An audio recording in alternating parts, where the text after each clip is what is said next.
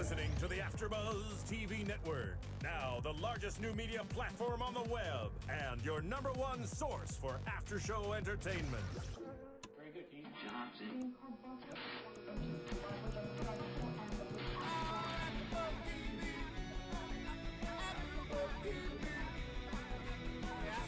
The AFTERBUZZ Studios in Los Angeles, California. Presented by Maria Menounos and Bing.com and streaming live thanks to Akamai Technologies. This is AFTERBUZZ TV's Justified After Show. We'll break down tonight's episode and get you all the latest news and gossip. And now, another post-game wrap-up show for your favorite TV show. It's AFTERBUZZ TV's Justified After Show. All right, there it is.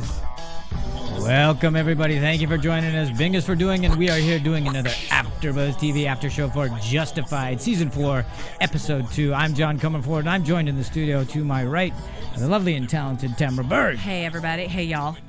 And right next to me is Joe Braswell. Hello, Braswell. Here I am. But that's what I said. I know, I'm I'm emphasizing correcting me. it. No, Okay. I'm not. I'm emphasizing. And rounding out the dais here is Steve Bottomley. Hello, and I want Joe's voice. Yeah, exactly. Yeah. And helming in the booth for us is Marissa Servini. Hi, guys. Yeah, right there. Thank you very Hi, much. Marissa. All right, big show today. Okay, we get to see the family of truth. Billy goes up against Boyd and a preacher off, and Art is back. And that's what I'd like to start right now. I love Art coming back. It was a great scene for him right off the bat. Art. You know, I missed him in the first episode. I Yeah. gotta say, you know, I just love Art's demeanor, his manner. He's fantastic. so, you know, just he's got such an ease about him. I mean, that he wears that character so well. He's all. I'm sorry. The lines they gave him Oh, for he gave that him best opening lines. scene. Yeah. You just know this show's there's gonna be a lot of Art now. Yeah. And I loved how he was able to say, "You want this job," and you get to see what his take is. Yeah. Including for those that may just be tuning in for this season. Yeah. Oh, nice way for the backstory. I know exactly. Exactly. Genius way for backstory. And going back to Joe's point from last week, this is kind of a reintroduction, reminding us what everybody is, who everybody is, and that, yeah, you want this Right. job? Sure. Okay, here's what I have to deal with. Right. Absolutely. I do love the slow roll out of these characters because Yeah. each of these characters is so rich and so wonderful. So we got a slow roll out of Raylan and Boyd and Ava. And this week we get Art, and we get a bunch of new characters as well. But I love Art because he speaks in these wonderful sort of Southern Shakespearean anecdotes. Yeah. And he kind of rolls in with these stories, these grandfatherly stories. And Yeah. he seems to know a little more than everyone else. And, he's fantastic. Yeah, just in that opening thing, and he's talking about, oh yeah, my wife, she wants to get a what is it, a streamliner? Is that what she calls it? Airstream. Airstream, Right. thank you. Streamliner. Yeah. Yes, having it close together and something like that Yeah. can't be. Lots of time together in a Yeah. closed space. That'll be good for the marriage. Exactly. There you go. Sounds But like I also fun. I like the way, the way he's describing Tim in that, because it does, it took me when he was describing him, if you know the show, you know what he's talking about, but it's good to Yes. remind you. I mean, you know that Tim is a sharpshooter, and you know that he was in Iraq and all that other stuff. You don't know how many he shot, but the idea that he's got PTSD and then he may be an alcoholic, I was not aware of that. Wow, yeah. So that was nice. Great backstory reveal. So I'm hoping that that's going to come into play, Sure. but you course. did know that because he's so laconic and the way Tim does, you think at some point that thing's going to explode or something. Sure. But I don't know. I just loved how they do it, because if you are just watching, you think this guy has checked out. Right. He's looking at the end of his career, whatever. Right. But he has not at all. He knows more about the people underneath him. Yeah, and he knows he can't leave now because he was hoping Rachel would take over, but she Right. can't because she's just, Again, broke I up with didn't her know about husband. that. Yeah, exactly. Sure. Nobody did, so that's a nice way. But the best thing was what he said about Raylan. He's been arrested so many times. The internal affairs has got him on speed Speed dial. dial. That's fantastic. And it's true because we forget. I mean, all the investigations. Because every time he shot somebody, they always go through an investigation, and it's so funny the way he talks. Every time Raylan gets to like, well, okay, what now? And he knows what it says. The same thing. Here we go. Yeah, the trick is to pretend like you're talking about the weather. And again, very consistent. It's like every time they must write for Art, they just what do we want to hear? Yeah, because the best one, on a scale of 1 to a shitload, how much do you need to tell me right now? Classic Art. Yes, absolutely. Fantastic art. And that, again, with all the characters here, and all the main characters at least, Art falls right in line with the people who are just not really fazed by anything. Yeah. Instead of that Harlan County, slow Kentucky, Right. It's like. And speaking of that, I'm going to go right to Tim because he's just what you're saying. He's Right. not fazed by any of this. And we got to, was reintroduced in this episode as well. The way he was talking, when they're loading up with all the guns, right? Right. And he's, rattling off everything that they're going to face and the kind of people they're going to be facing, What the to Truth family, expect. what to expect. And they're putting all the guns in, and he's rattling off it's the DVD, whatever the heck he's saying. Right. I just want to see if you were listening. Right. I mean, that's, Yep. he's not fazed by any of this. Right. No, it's not. But then again, what could faze a guy who's been through war Sure. and a sharpshooter and done all that stuff? Well, you go back to Harlan County, it's like, yeah, not that big a deal. Sure. Yeah. It's just a different. It's great sort of juxtaposition between some of the more the sketchy criminals we'll see who are usually excitable and crazy, and all the law enforcement guys are very calm and very cool, exactly. except for the Boyd Crowder crowd, which we'll get to, but they're always calm and cool as well. But And it kind of goes back to the Western theme that they got going, which is the sheriff in towns are usually pretty cool-headed, but Tim is so much fun because he is that laid back, laconic until you need him on point. Sure. And then suddenly his focus becomes Yes. very tight. laser. The difference between them sitting in the car and him finally deciding to take a side in the Art that's true. Art Raylan debate. Yeah. And then stepping out with the weaponry. Yeah. Tim's ready to go. He's ready to go. No offense to Constable Pat Oswald, but he's going to really go bag. But there was that, and they didn't hit on it too much. Though they did a little bit, but he loves to get under Raylan's skin. Yeah. Oh, yeah. Tim. Great. Yeah, which is why I love seeing him back in the series. Like, oh good, Raylan's got his thorn. A match, yeah. But I got to say, one of the, I don't know if it was season 2 or season 3 when Raylan was going up against somebody and he was telling him, look, if you don't put that gun down, we'll put you down, or you'll be put down or something. And the perp says, who's going to do it, you? And Raylan goes, no, he will. Because he knows Tim, he can hit that light off switch or whatever the heck that is that you hit him right. You shoot him right in the right spot, and then they just out like lights. So, but that's who Tim hopefully is. we get to see him, in that kind of action. I'm wondering if that alcohol thing was, that he might. I don't know. I wonder if that's a precursor. We'll see. It's good to get a little, like we said, it's like that exposition to give us a little bit of backstory about all of our marshals that we've known for the last 4 seasons, but we're really getting to know. Okay, now the other person we got reintroduced to was Win Duffy is back. Return of Win Jerry Duffy. Burns, man. It's amazing that last season, Win Duffy was like this kind of, not a sycophant, but just. But a little bit. A little bit, but really kind of like quarrels, to quarrels and like a little player and everything. But he walked in this time. Yeah, remind because if you remember in last season when he was painting the room, and Raylan goes in there and confronts him and says, "Really, you're painting the room? I thought you're supposed to be some badass, and here you are painting the room for quarrels and everything." And that exchange they had to remind us, oh no. He's playing the long game here because he's doing what he has to do now. But then and I think in this season they're trying to say, okay, let's remind everybody who Win Duffy really is, right, and the power he wields, and the craziness that he has. And at the end of last season, he was also talking to Adam Arkin, about taking Coral's position. And I believe Arkin said, like, well, prove it or something like that. Well, it's what we talked about. We touched on this last week. It kind of speaks to the whole restoring. Order's been restored in Harlan County. And we're seeing the Boyd reset to where he was, Raylan reset to where he was. Even some of our favorite characters like Art and all those bad guys back, but a guy like Win Duffy, who last year he said was the sort of the right hand man too. Well, because I guess in nature abhors a vacuum. Quarles was crazier last year, so okay, let him take the lead. But now he's gone, so who's got to step in to fill the crazy? Right. I got to be the psychopath. Because Quarles' right hand was gone. Somebody needed to step in. Nice. Tammy. Must be why you're number 1 and 2. I honestly didn't know whether Win Duffy was going to make it through the season last year. I mean, that's where he was as a player. So I love seeing him walk in.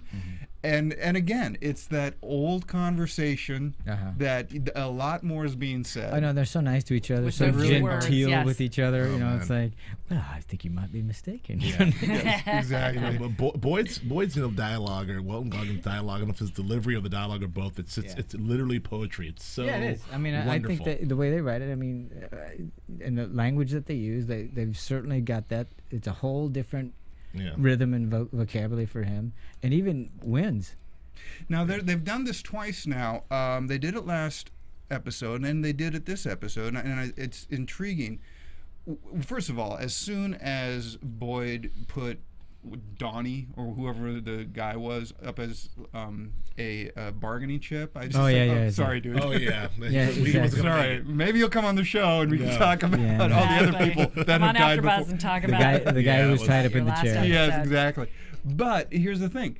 So you know what's going to happen. Of course, Wynn's going to take him out. And yet there was that moment with Boyd of like, it's kind of the same thing that happened when he told his friend take care of him. Right, he was surprised by it. Twice they've done that, where Boyd has just seemed a little bit off his game. Like this spun out of control. Well, it's interesting. I think he is off his game. He's surprised by the fact that their sales are down. They don't know why. They obviously figure it out now, and that's why when Duffy comes back and they know it's the heroin. But I think he is off his game. I don't. Well, I think even Billy's off his because I don't think the whole thing with Billy. I don't think that goes in there by accident. No. I mean, that is like that is a plan. Oh yeah, it's planned. Yeah, and also surprising. You as Joe's been mentioning, the reset.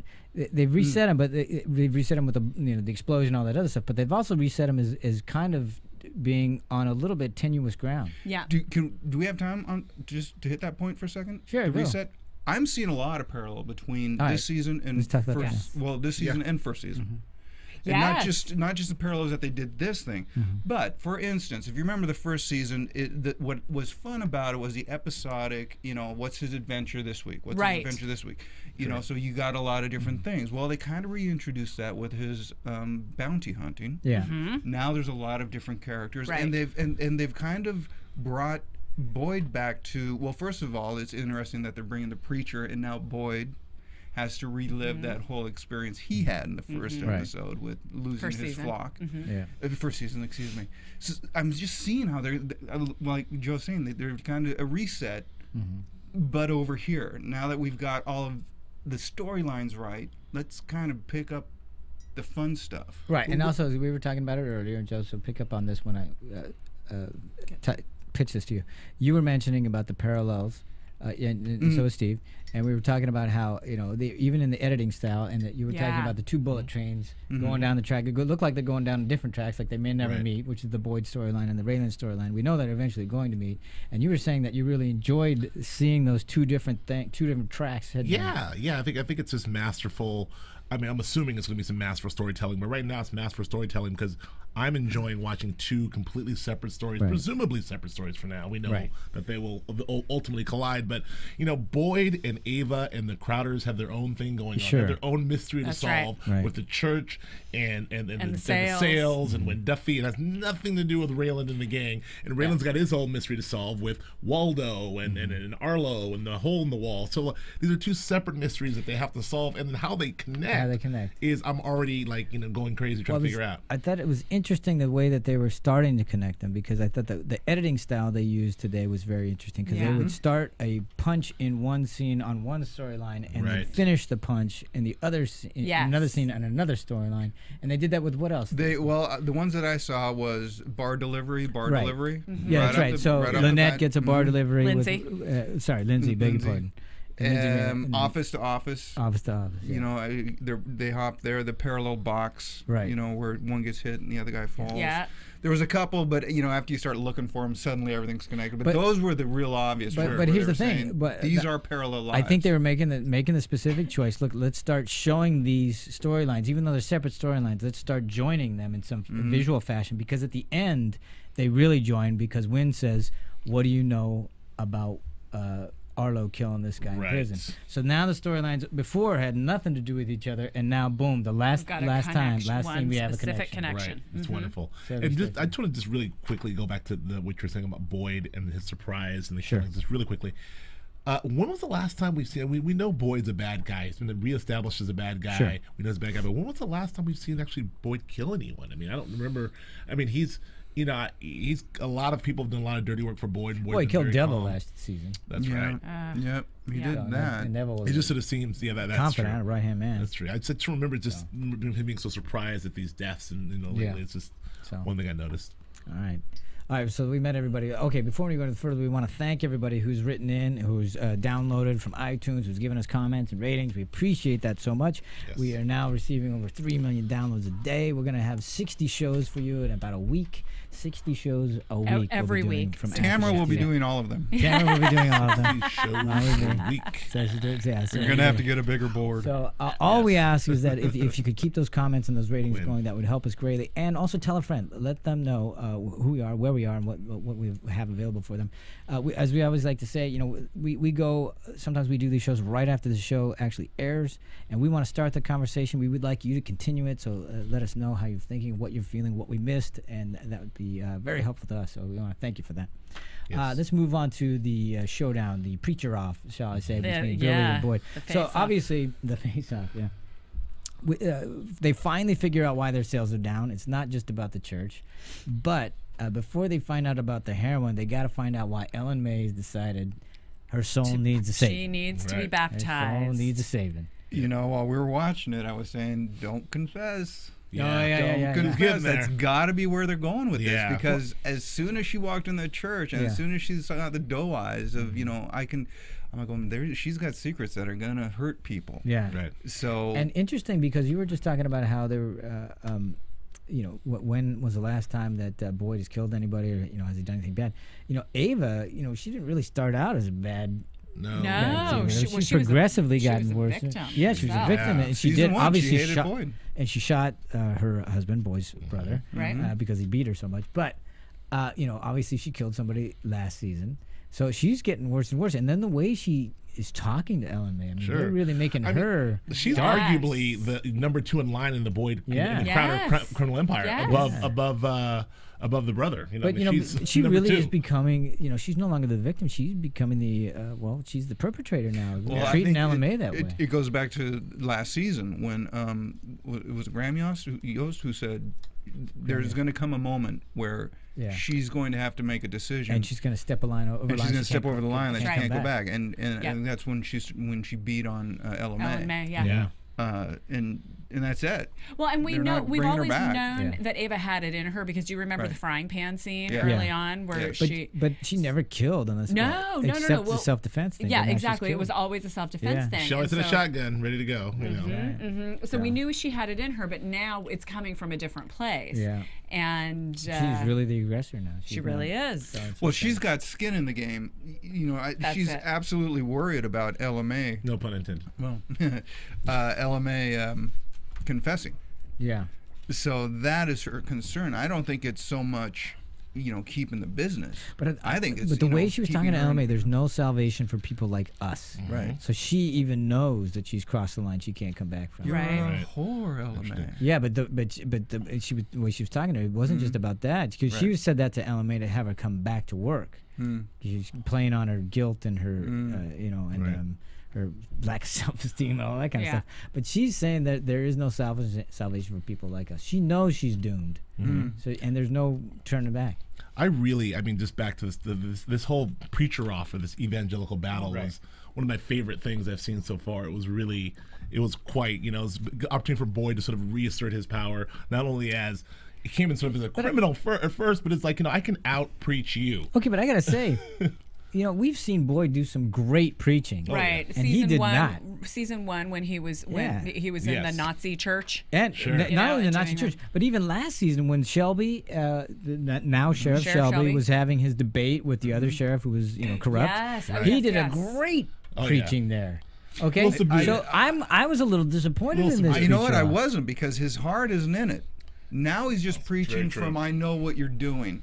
Right. I know who you are. I was there. Right. And the knowledge is there. Those other moments, his heart his heart was in it, and this time he was just like. All I'm saying is it would have been way more fun for me if they did a preacher off doing chapter and verse. Oh yeah, well I know this, you know that. Oh yeah, I know this, you know that. Like an evangelical, you got served. Exactly. That's your mama's so fat. That's what I wanted to see. Your savior's so fat. Wait. That's right. Exactly. Well, Boyd still, in my opinion, Boyd still won. He wasn't at the top of his preacher game. Yeah. But he still won. Well, he won because he got the information about. He learned that Cassie, the sister, is the one pulling the strings, which was all he needed to know.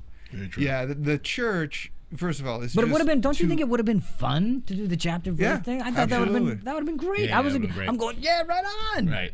But it was an interesting turn to have Billy turn around and go, "You're right." Yeah. And we will not take any more donations. Right. That part was great. Completely. That part was great. But the things about the church, it's an awfully good church. Oh, we take care of the children. Yeah, so, yeah. You know like, something. Wait a minute. There's something going on. With those 12 people you have in the audience, you do all this good work. Yeah. And why do they go from town to town to town? I mean, I sure it makes sense. You go from town to town because that's your ministry or whatever. But you just know there's something else going on. A lot of people need saving. Well, By the way, did you catch the little one little thing? Did you catch the little thing when Duffy's participation in the whole church thing? He's a mighty Christian of you. Oh yeah. They're just throwing him in. Yeah, throwing him in. I want to just talk briefly about the scene with the kids singing. Sure. And that was weird. It was so surreal. It really did look like one of those freaky dreams you have. These children singing and holding up dazed those bills and holding up the $1 million bills. And and again, Boyd's reaction to that of this guy has game I've not seen. Right. Yes. He's like, this guy's good. He's not coming at me with weaponry. He's coming at me with something I've not seen yet. Right. So and the another moment to do where that to send kids into so this it is place. off-putting for him. Another moment where they've got him kind of off his game, off like there's things that are spiraling that he's used to having his finger on everything. Yeah. Sure. So, but yeah, that scene was just weird. You see how fast people were getting out of that bar? Yeah, whoa, let's get out of here.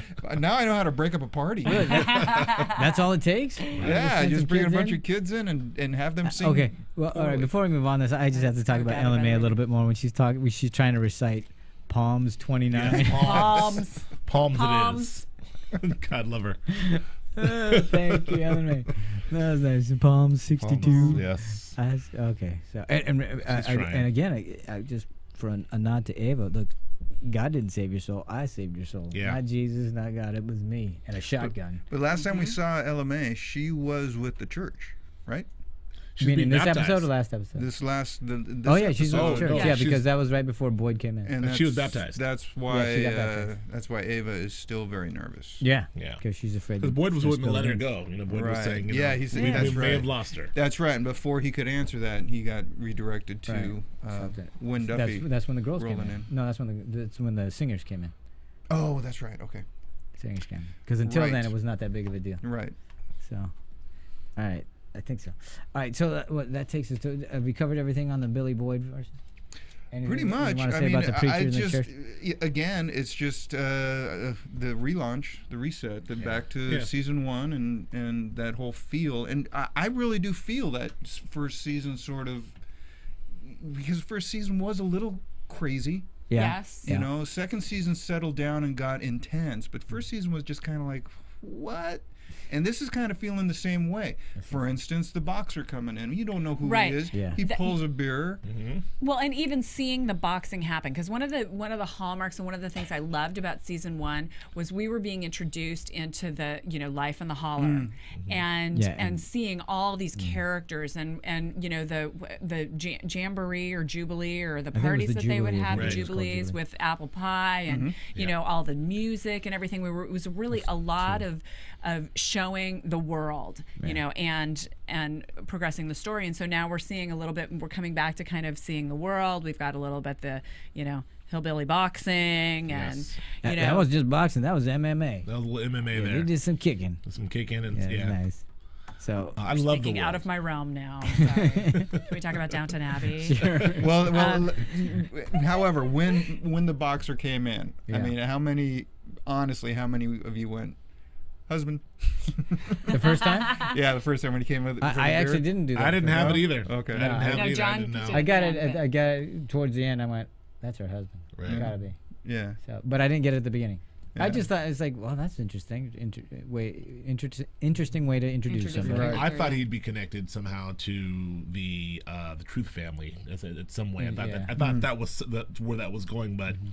We got a whole new Truth family. All right. Well, speaking of that, let's go to our Truth family. Let's talk about the Truth family. Okay. First of all, great name. Yeah, the Truth family. Waldo Truth. They're great. They Wonderful speak the truth. Name. Writers, good job. Yes. Right.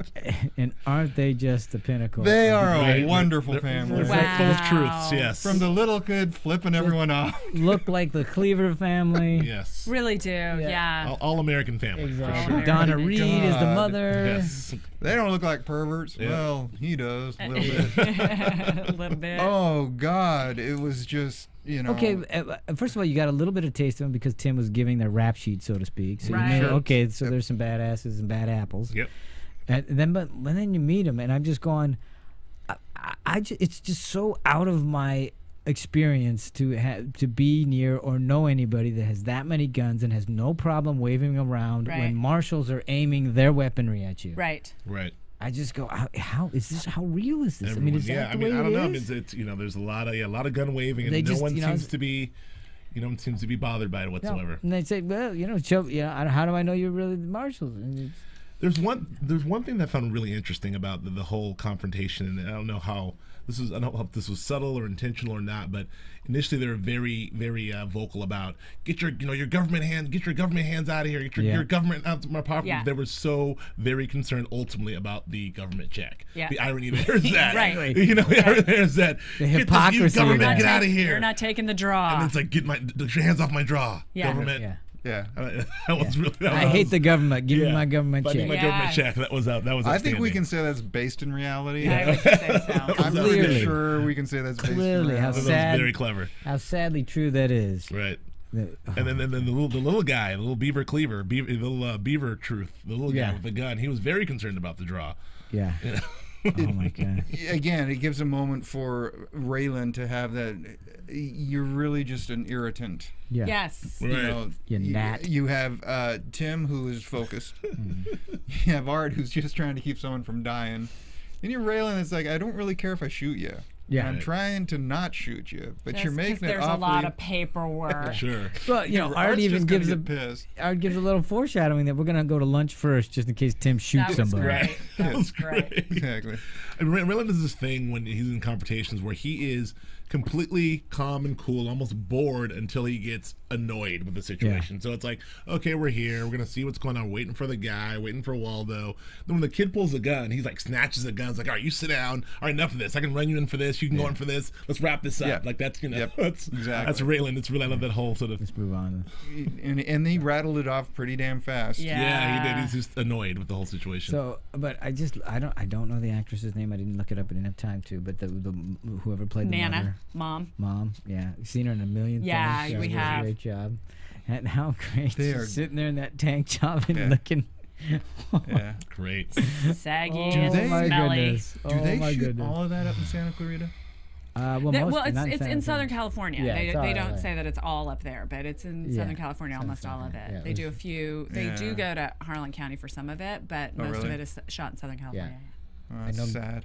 I know. I've never been to Harlan County, but one of the tricks though is that house had 5 numbers, 5 digits to it, and that's a really California thing. You because would our not see streets that. are so long that the numbers have to have 5 digits. Back there, you'd be number 3. Yeah. That was going to be my news and gossip. It'd be 3 behind the big rock. Go left. You go. Yeah, that tire that's on fire. Yeah. Don't stop. Just turn right. Exactly. So the Truth family. Well, again, I love the name that they're calling it the Truth family, and turns out even the guy, Waldo isn't Waldo. Yeah. So where is Waldo? We have to keep. Waldo is a big splat on a cul-de-sac. So when he came in there pretending to be Waldo and then gave his wife a kiss. I swore the way he kissed her and stuff like that, it almost looked like he passed something. I thought for sure that was what he was doing. Meaning from mouth to mouth, it looked like he passed. But then I realized it didn't play out. No, all it was is the way she reacted, like she never expected him to kiss her because they don't kiss. And then when he did, it's like, what the hell? Can I greet my wife? Exactly. Him taking advantage just so he can get a kiss out of her. Right. So, Ew. Yeah. Perv. But he gave Talk it up. Pervy. Gave it up easily. He did, and we found out another little clue. Tidbit. Yeah. Drew Thompson. Right. The pilot. Is the pilot. That Art knew. Art knows. As soon as that came up, we were done. Yep. So, then that's it. That's all we know. Yeah, Right? well, we got to learn that the person who died, who was the Splat Man from the first episode, was not Waldo True. No, it was Waldo. That was the real Waldo True. Because he had the scar on his Yeah. buttocks. Yeah. Right. So Waldo is definitely gone. Yeah. But Drew Thompson is still about. So we're not going to be looking for Where's Waldo anymore? We're going to be looking for Drew? No. Yeah, But it's so much better to be Where's Waldo. It's the worst pen ever. Who's Drew? We can still get the rhyme there. Who's Drew? Who's Drew? Wilson? There you go. Who's Drew? This so far this season for the first two just does have a really popping feel. Just you know, it's sharp. It's crisp. It's sharp, and they're just. And the language. I think the reset is an excellent. Yeah. Well, and the dialogue that they're coming up. I mean, first of all, for Art today was just wonderful. But Raylan had some really good lines too. They said, I mean, even is it Lynette? I'm saying that right? Lindsay. Lindsay. God, I keep saying Lynette. Well, just the opening sequence, you know, where she says, you know, they fall back on the bed. Wow, we're really getting good at that. Yeah, right. He says, getting there. Right. Yeah. Yeah, again interesting how they're opening up with. I had that note of just the married life. Yeah. You know, as close to married life as Raylan can get, since we don't know where his wife is. Yeah, she's in it's not like 2 towns over with her sister. Yeah, she's in Lexington. Yeah, but there's been no You know. phone calls. Yeah. There's been no. I know where she is. Looking she's for on the baby following. clothes. She's on the following. She's not coming But she'll be back. But this goes She'll be back back. to She said she'll be back. But you know, Hopefully. there is Tammy's theory My that there will long-standing prediction not that there be will a be no baby. baby. Oh no. Wow. So they're certainly not pushing that storyline very much right now. Can we? Who is Patrick? Can we talk about Patrick? Sure, we don't know exactly. I've never seen him, and obviously he was a colleague of Art's in some fashion. He wants to take over when Art retires, or at least that's what he's hoping to do. That's where the bourbon comes in. I'm guessing it was bourbon. Right? It was some fine Kentucky bourbon. Pappy Van Winkle. $200 that I love, by the way. You noticed I know the Pappy Van Winkle very well. Okay, so then answer me this: fancy fine Kentucky bourbon. if I pour That's this real much stuff.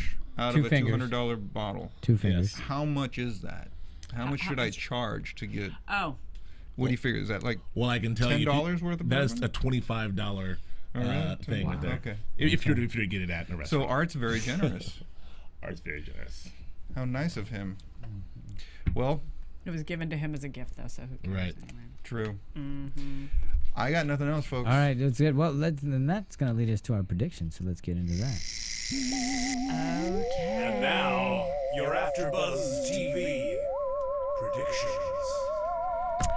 I have a prediction I would like to start with. Please do.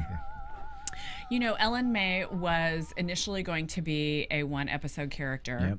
And Graham Yost talked about how much he loved the actress who plays her, and she was just so great, and so they brought her back because she's wonderful to work with. And she's done a great job. I mean, you were just talking about the she doe-eyed. has. I mean, you here's the thing: you feel for her every time she does that. You feel, oh, she's such such a horrible. She has such humanity to her, and she's had such a hard time, and she's had some great scenes. Do you remember under the desk in the and she killed the furry. Well, she shot him. She didn't kill him. Oh, I don't think she killed him. I think she killed him. Didn't she? I don't think she Which killed one? him. Just The shot the furry. furry? No, she last shot. week. She shot. Oh, He he didn't shot him? die. Yeah, He didn't die. They talked Not about a- he wouldn't talk Because they were talking about how he wouldn't talk about it. He wouldn't report Okay, it. go ahead. Oh, okay. All right. Despite all that, I believe Ellen May is going to die in this season. I know I am the doom and gloom predictor, but So you think because they're worried about her? I think I think she's such a loose cannon for them that I think she's going to play out a All right, but little further into here's the season, big but I think she's question gonna then. die. Then if you're gonna make that prediction, then the person that's gonna kill her is Ava. Yes, I agree. so? Yes, I think that's going to Okay. happen. And that's gonna Which be is, obviously one of those things she cannot return. You know, interesting arc between the two because Ava saved her right? in the beginning, and now I think sometime this season Ava is going to kill Ellen And seal May. both their fates. I agree with that prediction. Actually, Thank you. That's a fine prediction. Interesting. Well, Anybody have an idea? prediction Anybody is- have any prediction about the Panamanian diplomatic pouch? How does Arlo fit into it? Anyone want to make a really wild projection because it's so far in the future? We're not going to know enough about it. But let's just say, obviously, there were drugs. Steve, I don't know. money. Yeah, okay, so there's drugs, Panamanian diplomat. He fell from the sky. I'm guessing there is a huge cache of drugs somewhere in the holler. Arlo knows about it. That's when cocaine came to Harlan. Yeah, there you go. When cocaine came to Harlan, I'm guessing there's still a lot of that stashed somewhere. Now, why Arlo, if he knows about it, hasn't gotten back to get it? It may be in a very, very difficult place to get. Okay, then go ahead. You got something? No, I've got a prediction, but based on that prediction, I think that stash will emerge, and that may be Boyd Crowder's new sort of like his windfall. That, you know, things are kind of and do you mean windfall? Or we may get to see the old scary Boyd in order to get it. I think because if you remember, there was coke all over the street. Sure. Those bags were empty. Right. But they had the bags. Right. Yeah. So the police never got the bags. Right. Obviously. So that coke is somewhere. It's somewhere. Like last season was all about sort of the money. It was all about the money from season 2. You know, about recovering that the money that was in the church. Yes, or buried in the church. Exactly. Yeah. This year maybe it could be about recovering the coke. Right. I do have my prediction is that I think that we saw the Billy and Boyd confrontation, evangelical battle. I think that Ava and Cassie are on a bullet train for a huge confrontation. Whoa. I think that they're. I think we've seen the guys have the confrontation, and we've seen Ava sort of is emerging as this strong force. Ramping up. We see Cassie in the background as this soon to be strong force. I think we're going to see them have a major confrontation. Okay. Do you think? That's right. Continue, Steve. Go Do you think Cassie believes as much as Billy? Do you think Billy believes, or do you think they're both a con artist? I think it's a scam. You think it's a scam straight across? You don't think Billy kind of believes? I think Billy, there's a part of them that wants to be authentic and sincere, but he knows that because of his sister and what they've done, he's not, but he wants to be. I think that's my guess. I believe Billy. I'm a sucker. I believe him. Okay, you believe him wholly. Okay, good. What's your prediction? Do you have any? That I'll be here next week. No, you don't have any predictions? Because I was listening to yours. I didn't have to. Hey man, he just came up Downton Abbey. Okay, here's my prediction. We're gonna learn. So did I. That's right. Oh, that's true. We're gonna learn about Tim's alcoholism. Okay. Oh, all right, good. I don't think they would have said that without bringing that up. Absolutely, it's a good one. We'll go with that. Don't introduce a gun if you're not good. Yeah, I believe every time Art's on the screen. I'm going to be enthralled. I am, because I just love that way that guy talks. The things he has to say, the way they write for him is just wonderful.